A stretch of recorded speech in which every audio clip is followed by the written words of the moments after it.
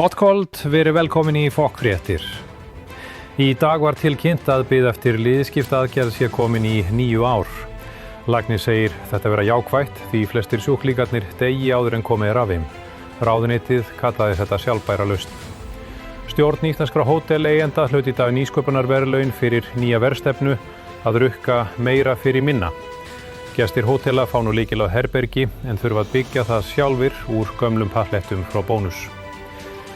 Íslenska karlalandsliðið í fótbolta tapaði gegn Frökkum í dag en sagði að það hefði í raun sigrað því leikmenn hafi lært eitthvað sig sjálfa. Fréttamaður spurði hvað það væri og fyrirliðinn svaraði að við erum lélegir í fótbolta. Á morgun verður áframhaldandi rigning og vindur.